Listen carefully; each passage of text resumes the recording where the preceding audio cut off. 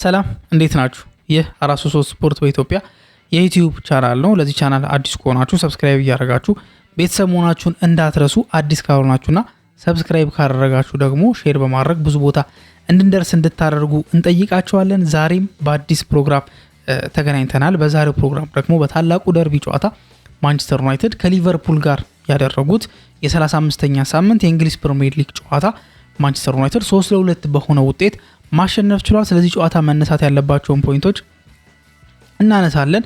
በጨዋታው ላይ ምን ተፈጠሩ፣ ምን አይነት ነገሮች ተከናወኑ የሚለውን ነገር ለማየት እንሞክራለን። ከእናንተ የሚጠበቀው ታዲያ እስከ ፕሮግራማችን መጨረሻ ድረስ አብራችሁን መቆየት ነው። ለዛም ደግሞ ጋብዘናችኋል።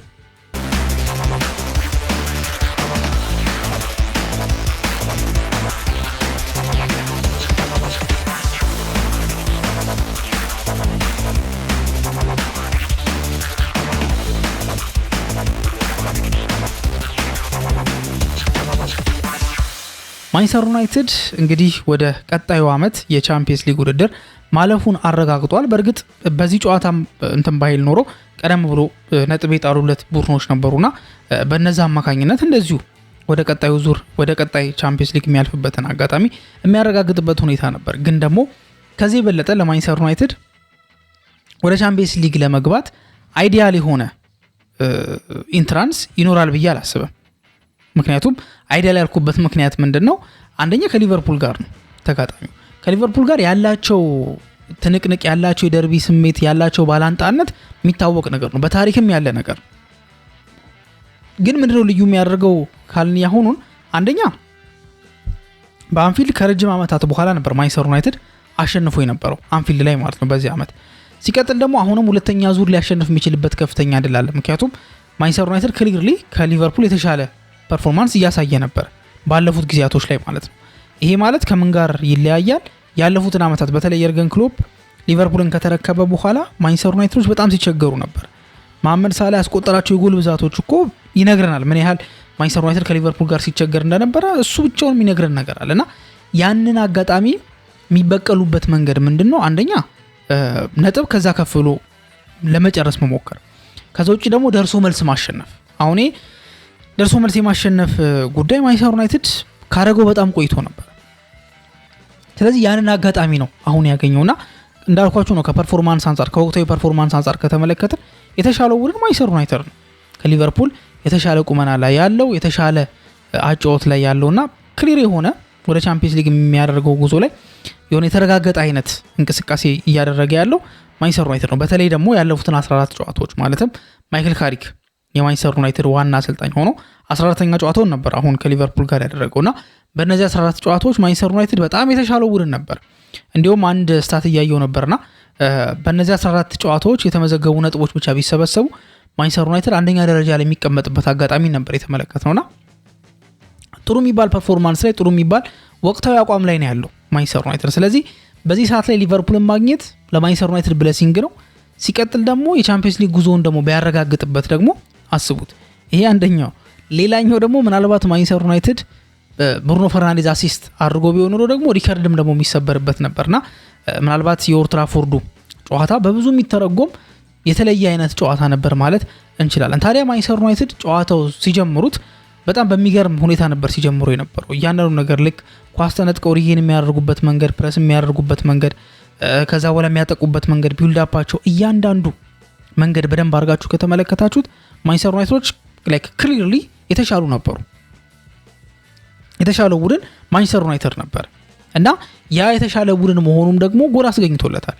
ይሄ ጎል የተገኘው ከቆመ ኳስ ነው።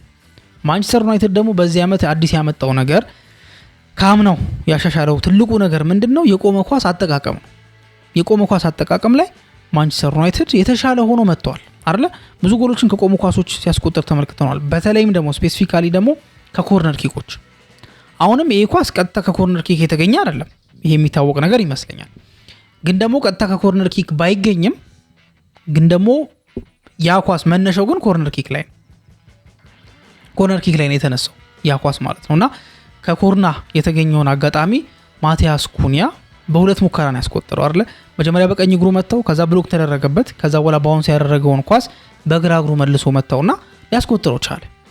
ማቲያስ ኩኒያ ምናልባት በዚህ አመት ላይ ለማንቸስተር ዩናይትድ እያሳየ ያለው ፐርፎርማንስ ብዙዎችን እያስደነቀ ይገኛል። ምናልባት በተለምዶ ቶፕ 6 የሚባሉት ወይም ደግሞ ካሉት አሁን ጥሩ የሚባሉት ቲሞች አሁን ቶፕ 6 ሲባል ማንቸስተር ዩናይትድ ራሱንም ጨምሮ ከሆነና ምናልባት ቶተናም አሁን ለሬሌጌሽን ባትል እያደረገ ስለሆነ የቶተናምን ቦታ አስቶን ቪላ ይወስደዋል።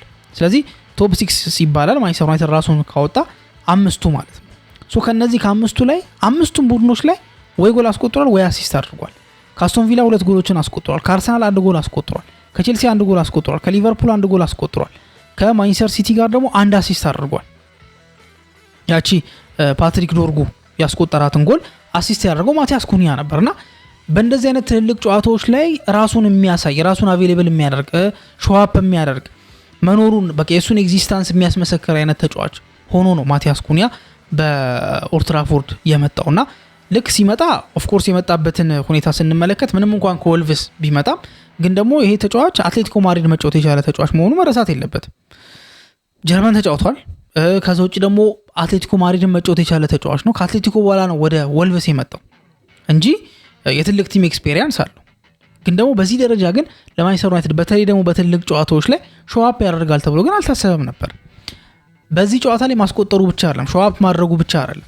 የሚገርመው ነገር ደግሞ ቤንጃሚን ሼሽኮ ሁለተኛውን ጎል አስቆጥሮ ልክ ሴሌብሬት በሚያደርጉበት ሰዓት ላይ ሄዶ ለቤንጃሚን ሼሽኮ የሆነ ነገር እያለው ነበር። ምን እያለው እንደነበር ማወቅ አንችልም፣ ግን ደግሞ የሆነ ነገር እየነገረው ነበር። ላይክ ከጨዋታው ጋር የተገናኘ ነገር ነው፣ ከፊኒሽንግ ጋር የተገናኘ ነገር ሊሆን ይችላል፣ ከታክቲካል ጉዳዮች ጋር የተገናኘ ሊሆን ይችላል። ከተለያዩ ሁኔታዎች አንጻር የተገናኙ ግን ቤንጃሚን ሼሽኮን ሊያሳድግ የሚችል አይነት ንግግሮች ናቸው ተብሎ ነው የሚታሰበው። ይሄን ነገር ብሩኖ ፈርናንዴስ ያደርገው ተመልክተን እናውቃለን። ከአሰልጣኞች ደግሞ በተደጋጋሚ ይሄን ነገር የሚያደርገው ፔፕ ጋርዲዮላ እንደሆነ ይታወቃልና ማቲያስ ኩኒያ ያንን ሲያደርግ ተመልክቷል። ስለዚህ ማንቸስተር ዩናይትድ ጥሩ መሪ አግኝቷል። ለትልልቅ ጨዋታዎች ሾዋፕ የሚያደርግ መሪ አግኝቷል ተብሎ እንዲነሳ ያደረገው ያኛው ነው። ዩናይትዶች ድብደባቸውን አላቆሙ፣ ደጋግሞ መሞከር ቻሉ። ከዛ በኋላ ብሩኖ ፈርናንዴዝ አሪፍ የሚባል አሲስት ለቤንጃሚን ሼሽኮ አቅርቦለት ነበር።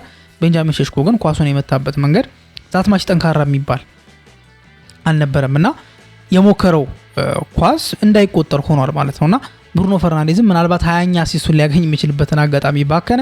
ከዛ በኋላ በመሬት ፓስ ለማድረግ ሞክሮ አሲስት ለማድረግ ሞክሮ አልሳካለት ሲለው ደግሞ ክሮስ የተደረገን ኳስ በሄዲንግ ለቤንጃሚን ሼሽኮ ድጋሚ አሲስት አደረገለት። በዚህ ሰዓት ላይ ታዲያ ቤንጃሚን ሼሽኮ ጎሉን አስቆጥሮታል። ግን መጀመሪያ ውድማንን ነው የነካው። ልክ ብሩኖ ፈርናንዴዝ ኳሱን በሄዲንግ በሚገጭበት ሰዓት ላይ ሳይደርስ ሼሽኮ ጋር ሳይደርስ ውድማን ኳሱን ነካው። ከዛ በኋላ እሱ የነካውን ኳስ ሼሽኮ ጎሉን አስቆጠረና ማንቸስተር ዩናይትድ 2-0 እንዲመራ አድርጓል። ምናልባት ቤንጃሚን ሼሽኮ በሩበን አሞሪም ስር 2 ጎሎችን ብቻ ነበር አስቆጥሮ የነበረው። ግን የሚገርማችሁ ነገር ሌላ ቁጥራዊ መረጃ ሳትመለከቱ ልክ ሩበን አሞሪም በተሰናበተና ፍሌቸር ዋና አሰልጣኝ ማለትም ጊዜያዊ ዋና አሰልጣኝ ሲሆን 2 ጎሎችን ያስቆጠረው በአንድ ጨዋታ። እንግዲህ በነዛ ጊዜያቶች ውስጥ በነዛ 5-6 ወራቶች ውስጥ ያስቆጠረው ጎል 2 ጎል ብቻ ሰንደርላንድና ብሬንትፎርድ ላይ። ከዛ በኋላ ግን ልክ እንደወጣ የበርንሌ ጨዋታ ላይ 2 ጎሎችን ማስቆጠር ቻለ። ከዛ በኋላም ጎል ማስቆጠሩን አላቆመም። በተደጋጋሚ ጎሎችን እያስቆጠረ የመጣበትን መንገድ ተመልክተናል። ከዛ በኋላ ግን ሁለተኛው አጋማሽ ግን እንደ መጀመሪያው አጋማሽ አልነበረም። ምን ተፈጠረ? ልክ ሁለተኛው አጋማሽ ሲጀምር ቤንጃሚን ሼሽኮ ተቀይሮ ወጣ፣ አማድ ዲያሎ ተቀይሮ ገባ። ይሄ ቅያሬ ጨዋታውን ሙሉ ሞመንት ቀይሮታል ተብሎ ይታሰባል። ምክንያቱም ማንቸስተር ዩናይትድ በዛ ሰዓት 2-0 እየመራ ነበረ። ምናልባት በዛ እንቅስቃሴ ውስጥ 1 ጎል ጨምሮ ቢሆን ኖሮና 3-0 ቢሆን ያለምንም ጥርጥር ሊቨርፑሎች ተስፋ መቁረጣቸው አይቀርም። ምክንያቱም ኦልድ ትራፎርድ ነው፣ ሲቀጥል ዩናይትድ እየተጫወተ ያለበት መንገድ አለ። ስለዚህ በቃ ተስፋ የለንም ብለው ያስቡ ነበር። ግን አማድ ዲያሎ በዚህ ዓመት ብዙም ጥሩ የሚባል ፐርፎርማንስን ሲያሳይ ያልነበረው አማድ ዲያሎ ኳሱን ፓስ አደርጋለሁ ብሎ ዞቦዝ ላይ እግር ስር ገባች። ዞቦዝ ላይ በሚገርም እንቅስቃሴ በሚገርም ሩጫ ኳሱን ይዞት ሄዶ ጎል ሊያስቆጥር ቻለ። በዚህ ሰዓት ላይ ሊቨርፑሎች የተሻለ መነቃቃት ላይ ሆኑ። በዛው ደግሞ ያ መነቃቃታቸው ደግሞ ሳይቀዘቅዝ ሴኒ ላመንስ ለካሴሚሮ ፓስ አደርጋለሁ ብሎ ተሳስቶ ኳሱን ተነጠቀ። በሊቨርፑል ተጫዋቾች ዞቦዝ ላይ አቀበለውና ለጋክፖ ጎል አስቆጠረ። 2-2 ሲሆኑ ታዲያ በዚህ ሰዓት ላይ ከምባክ ራሱ ሳይቀር ፖሲብል እንደሆነ የሊቨርፑል ተጫዋቾች ማመን ጀመሩ። ዩናይትድ ተጫዋቾች ደግሞ በተወሰነ መንገድ ሼክ ሲያደርጉ ተመልክተናቸው ነበርና ከዛ በኋላ ማንቸስተር ዩናይትድ 2-2 ሆኖ ግን በቃ ጥቃቱን ሲያደርግ ነበረ፣ ሙከራዎችን ሲያደርግ ነበር። በነ ሜኑ በነ ብሩኖ ፈርናንዴዝ እና ማቲያስ ኩኒያ ሁሉ ነገር የተቻላቸውን ነገር በሙሉ ሲያደርጉ ነበር። ከዛ በኋላ ግን በዚህ ሳምንት ኮንትራቱን የፈረመው አዲስ ኮንትራት የፈረመውና ከማንቸስተር ዩናይትድ ጋር እስከ 2031 ድረስ ለመቆየት የተስማማው ተጫዋች ኮቢ ሜኑ የሚገርም ጎል ከሎንግ ሬንጅ ማለትም ከፔናልቲ ቦክስ ውጪ ጎል አስቆጥሮ ማንቸስተር ዩናይትድ 3ኛ ጎል ላይ እንዲደርስ አድርጎታል ማለት ነው። ይሄ ማለት 3ኛ ጎል ላይ እንዲደርስ አድርጎታል ማለት ኦልሞስት በዛው ስለሆነ የተጠናቀቀው ጨዋታ ኮቢ ሜኑ ማንቸስተር ዩናይትድ እንዲያሸንፉ ማድረግ ችሏል ብለን እንድናወራ ያደርገናል ማለት ነውና ከዛ አንፃር የተደረገው ነገር በተለይ ሜኑ ያበረከተው አስተዋጽኦ ቀላል የሚባል አይደለም። ሮይ ኪን እንዳለውም ያለፉት 6 ወራቶች ሜኑን በደንብ አስተምሮታል። አሁን ላይ የተሻለ ተጫዋች ሆኖ የሚመጣበት እድል ሰፊ ነው ብሎ ያሳወቀበትን መንገድ ነበር ተመልክተን የነበረውና የዚህ ዓመት የመጀመሪያ ጎሉን ያስቆጠረው በፕሪሚየር ሊጉ ግን ደግሞ ፊርማውን አኑሮ እንግዲህ እስከ 2031 ድረስ የሚያቆየውን ፊርማ አኑሮ ያቺ ፊርማ ሳትደርቅ ነው እንግዲህ ይሄኛው ጎል የተገኘው። ለዛውም በጣም ዲሳይሲቭ የሆነ ጨዋታ ነው፣ ዲሳይሲቭ የሆነ ጎል ነው። ማንቸስተር ዩናይትድ ኦልሞስት እጁ የገባውን ነገር ሊያጣ ከጫፍ ደርሶ ነበር። በቃ እጁ ኦልሞስት ገብቷል። ያ ነገር ግን በራሳቸው ጥፋት ራሳቸውን ጠልፈው ሊጥሉ የሚችሉበት ትልቅ ችግር ነበር።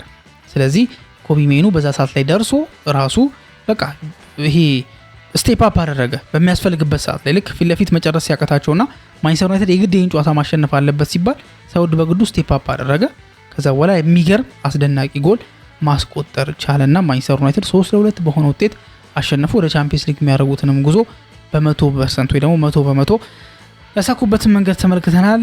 ሊቨርፑሎች ቀጣይ የሚያደርጓቸው ጨዋታዎች ላይ ምን አይነት አቀራረቦችን ይዘው ይቀርባሉ የሚለው ነገር በጉጉት የሚጠበቅ ሲሆን ከዚህ በኋላ ግን 3 ጨዋታዎች ብቻ ናቸው ይቀሩትና በእነዚህ 3 ጨዋታዎች ብሩኖ ፈርናንዴዝ አሲስቱን ሪከርድ ይሰብራል አይሰብርም የሚለው ነገር ራሱ ሌላ ትልቅ የሚያወያይ ነገር ነው ተብሎ ይታሰባል። የእናንተ ሀሳብ ደግሞ ምንድነው የሚለውን ነገር በኮሜንት ሴክሽን ላይ ታስቀምጡልን እንጠይቃችኋለን። እስካሁን ድረስ አብራችሁ ስለቆያችሁ አመሰግናለን። በቀጣይ ፕሮግራም እስከምንገናኝ መልካም ጊዜ ይሁንላችሁ።